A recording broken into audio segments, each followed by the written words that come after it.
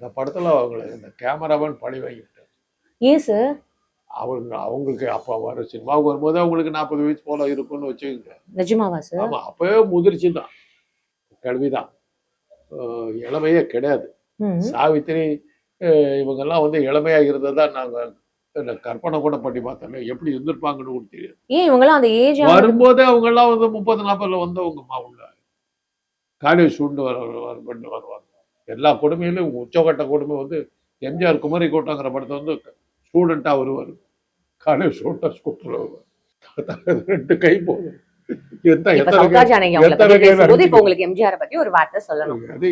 சொல்றேன், நாங்க பட்ட அவத்தையும் சொல்றேன், இதெல்லாம் சினிமா அந்த காலத்துல. அப்போ அந்த கேமராமேன் அந்த அம்மாவை, அவங்களுக்கே கொஞ்சம் வயசாயிடுச்சு. கேமராமேன் நியாயமா என்ன பண்ணுன்னா ஒரு நல்ல ஆங்கிள்லன்னு ஒவ்வொருத்தருக்கும் ஒரு ஆங்கிள் ஒன்று இருக்கும். My best angle. என்னை வந்து இந்த சைடை எடுத்தா தான் நான் நல்லா இருப்பேன், இந்த சைடுல அசிங்கமா இருப்பேன். அதனால அந்த சைடுக்கே போக மாட்டாங்க. அது அந்த ஜெயின் கெல்லி ஒரு படத்துல காட்டுவார், சிங்கன் இந்த ரெயினுங்கிற படத்துல.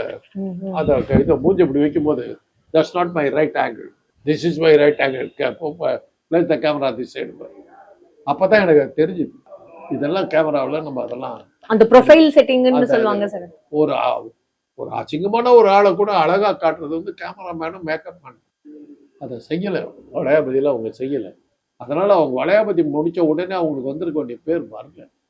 அதுக்கப்புறம் அவங்க வந்து இதெல்லாம் பண்ணாங்க.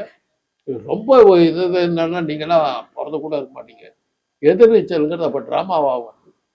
எதிர்நீச்சல் சார் நாகேஷ் வந்தவர், அது நாகேஷ் தான் ஹீரோ.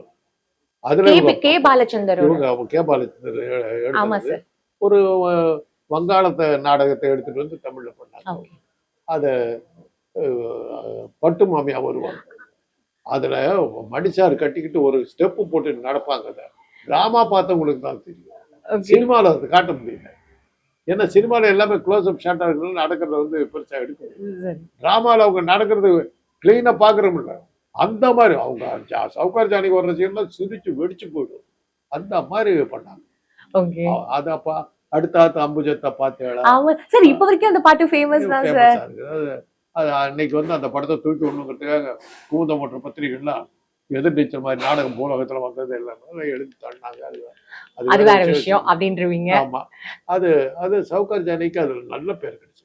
சார் பாமா விஜயம் சார், பாமா விஜயம் அது A Letter to 3 Wives அப்படிங்கிற ஒரு இங்கிலீஷ் படம். அதுதான் பாலச்சந்தர்.